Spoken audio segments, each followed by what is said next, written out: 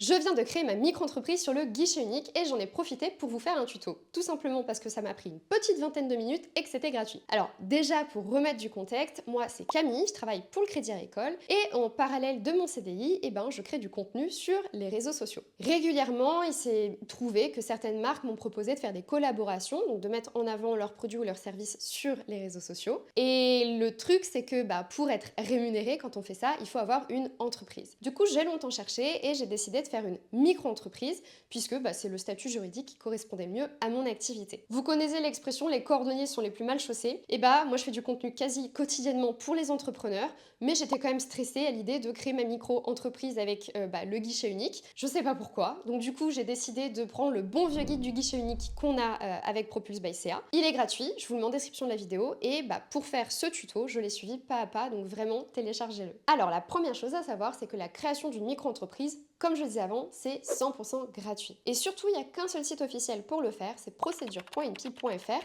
procédure avec un S. Certains sites proposent un accompagnement pour la création de la micro-entreprise. Cet accompagnement, il est payant, mais il peut être vraiment une chouette option si vous avez besoin d'un accompagnement administratif, par exemple si vous êtes phobique administratif ou que vous ne savez pas quel papier utiliser, etc. Allez, donc c'est parti pour le tuto. Une fois que vous êtes sur le site procedure.inpi.fr, vous avez deux options. Donc soit vous avez déjà un compte, soit il faut vous en créer un. Si c'est la première fois, moi je vous recommande vraiment de le faire avec France Connect, c'est le plus simple. Le site de France Connect, il va vous permettre de vérifier vos infos, donc civilité, nom, prénom, le mail, téléphone, adresse, etc.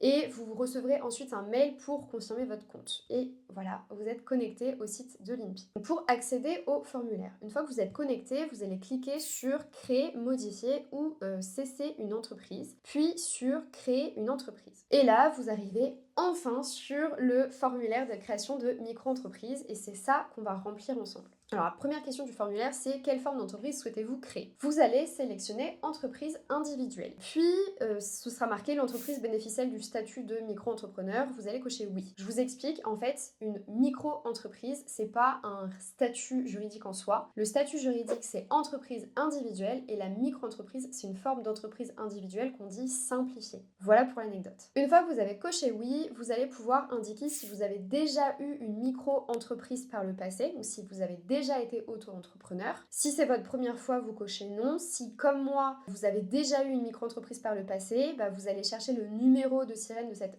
ancienne micro-entreprise et vous le copiez-collez. Donc personnellement, moi, mon numéro de sirène, j'ai été le chercher sur le site autoentrepreneur.ursaf.fr. Après, donc, on va arriver sur l'étape de l'identité de l'entreprise. Vous allez pouvoir renseigner donc vos informations personnelles. Vous allez notamment préciser si vous êtes marié ou pacsé, etc.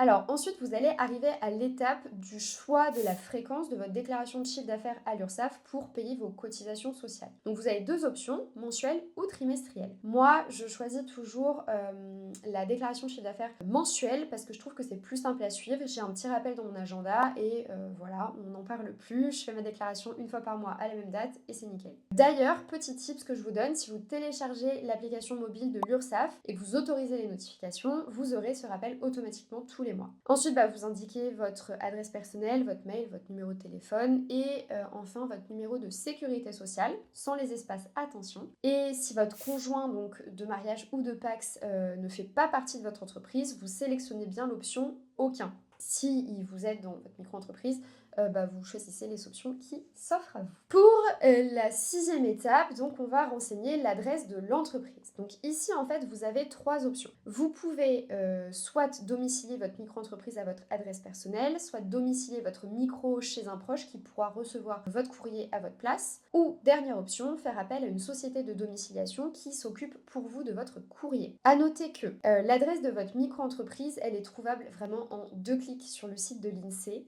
Donc si vous domiciliez en fait votre micro-entreprise à votre adresse personnelle, l'adresse où vraiment vous habitez, n'importe qui pourra trouver où vous habitez. Voilà, c'est à savoir. Deuxième chose à noter, on paye la CFE, donc la cotisation foncière des entreprises, en fonction de l'adresse de domiciliation de votre micro-entreprise. Le taux de CFE, il varie énormément d'une commune à une autre. Donc, avant de choisir où domicilier votre micro-entreprise, je vous conseille quand même de regarder le taux de CFE de votre commune pour pas avoir de surprise et d'impact en fait sur votre trésorerie. J'ai fait une vidéo entière sur la CFE, je vous la mets en description parce que voilà, il y a quelques petits tips comme ça pour la domiciliation de votre micro-entreprise par rapport à la CFE. Pour terminer sur cette dernière partie donc d'identité de l'entreprise, vous allez devoir signaler si un contrat d'appui a été conclu. Donc en fait, un contrat d'appui qu'on appelle aussi un contrat CAP, C-A-P-E, c'est un dispositif qui permet à un entrepreneur d'être accompagné sur plan matériel, financier ou autre pour l'aider à créer, tester ou reprendre son entreprise. Donc moi,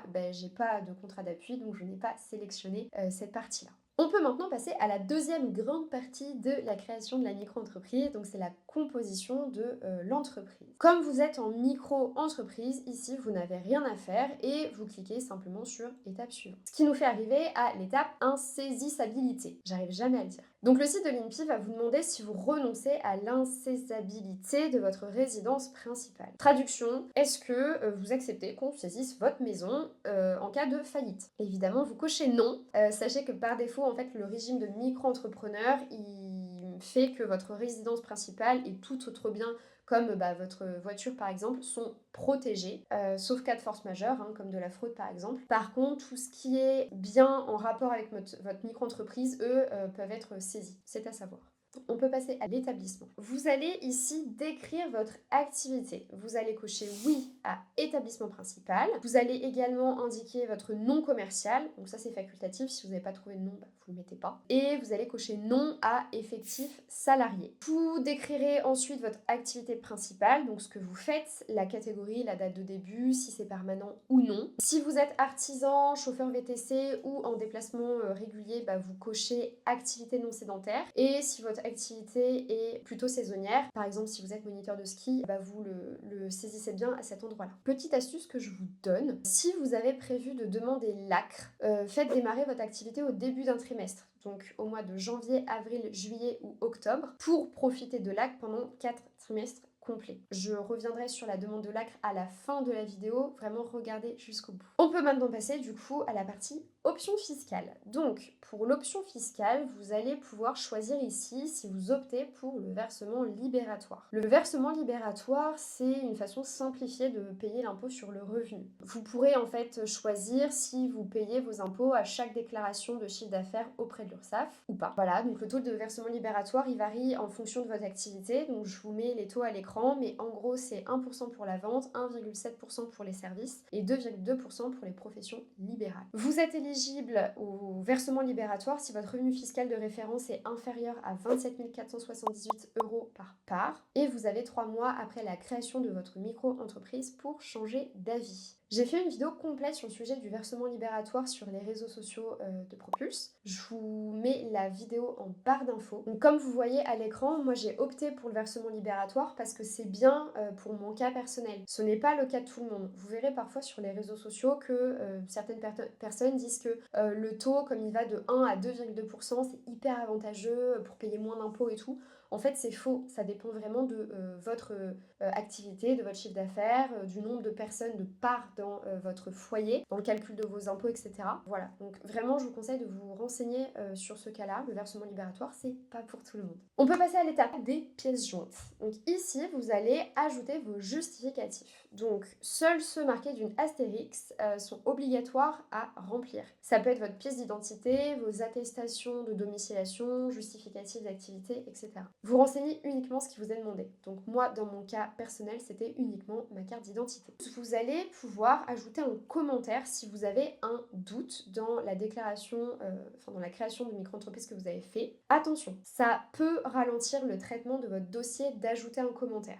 Moi, personnellement, je n'en ai pas ajouté. Je vous conseille également de cocher la case qui masque votre adresse dans le répertoire Sirène si vous ne voulez pas que votre adresse soit publique et d'indiquer l'adresse à laquelle l'INPI peut vous contacter. Si vous avez tout suivi, c'est pas obligé de mettre votre adresse de domiciliation de micro-entreprise puisque votre adresse de domiciliation de micro-entreprise peut être différente de l'adresse où vous vivez. J'espère que c'est clair pour vous. Si vous avez des questions ou le moindre doute, n'hésitez pas à poser des questions en commentaire.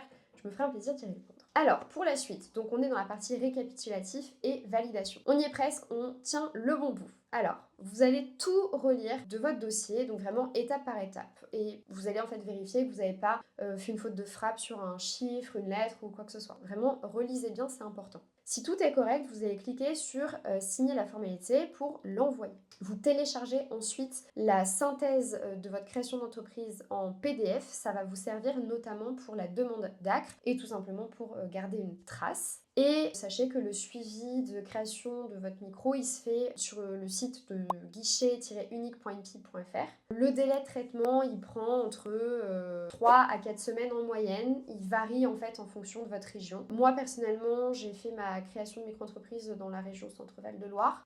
Voilà, ça a pris 3 semaines et demie à peu près dans mes souvenirs. Ça varie vraiment en fonction des régions, faut être patient. Voilà, votre demande de création de micro-entreprise sur le site de l'INPI est terminée. Donc on peut passer à la dernière partie de cette vidéo. Je vous avais promis de vous parler de l'ACRE, donc je le fais. L'ACRE, c'est l'aide à la création ou la reprise d'une entreprise. C'est une aide qui vous permet d'avoir une exonération des cotisations sociales la première année de votre activité de micro-entrepreneur. En fait, comme je vous l'expliquais tout à l'heure, tous les mois ou tous les trimestres suivant ce que vous avez choisi, vous devez payer des cotisations sociales à l'URSSAF. Cotisations sociales qui sont déterminées en fonction du chiffre d'affaires que vous avez fait. Avec l'ACRE, vous allez pouvoir bénéficier d'une exonération de 50% sur ces cotisations sociales. Et ce, pendant 3 trimestres civils, donc jusqu'à 12 mois en théorie, mais vous devez faire la demande. En fait, l'ACRE, elle n'est pas appliquée automatiquement. Donc c'est là que je vous montre en fait à l'écran comment on fait. Donc déjà, comme je viens de vous le dire, vous pensez bien à télécharger le récapitulatif de votre demande de création de micro-entreprise sur le site de l'INPI. Donc si vous avez suivi le tuto, vous l'avez déjà fait. Ensuite, vous allez sur le site auto-entrepreneur.ursaf.fr et vous allez dans la rubrique Créer mon auto-entreprise. Vous allez tout de suite voir les encadrés et ensuite demander demande d'ACRE, pardon. Donc comme ce qui s'affiche à l'écran. Et vous allez télécharger le formulaire de demande que je vous affiche encore une fois à l'écran. Vous voyez ce petit formulaire, vous le remplissez. Donc vous allez remplir en ligne ou vous l'imprimez, vous le remplissez à la main et vous le rescannez. Vous faites comme bon vous semble, mais il faut le remplir ce formulaire. Et pour le transmettre à l'URSSAF, il suffit de cliquer sur le lien Envoyer ma demande d'ACRE à l'URSSAF et vous joignez un petit mot. Encore une fois, je vous montre le process à l'écran. Et voilà, votre micro-entreprise est officiellement en cours de création, votre demande d'ACRE est officiellement envoyée également. Voilà, je dirais que le plus dur en fait, c'est vraiment d'avoir le déclic de se lancer et c'est pas vraiment de remplir les formulaires. Même si je sais que ça me fait peur, en vrai, si on est bien accompagné, donc que ça soit avec ce tuto vidéo sans prétention ou alors avec notre guide PDF du guichet unique, que encore une fois je vous ai mis en description de la vidéo, franchement c'est pas compliqué. Il faut juste prendre le temps, se poser et tout va bien se passer. Si vous voulez aller plus loin, moi je vous aurais mis en description de la vidéo donc des guides gratuits, un business plan, un forum dédié aux entrepreneurs et plein d'autres liens. Voilà, cliquez partout, abonnez-vous à nos réseaux, on fait des vidéos comme celle-ci un peu plus courtes très régulièrement. Encore une fois, si vous avez des questions, posez-les en commentaire, je me ferai un plaisir d'y répondre et puis abonnez-vous si vous voulez voir d'autres tutos ou d'autres vidéos de ce genre, ça donne de la force à la chaîne et c'est trop chouette. Voilà, et je vous souhaite un très bon lancement de début d'activité et puis à bientôt!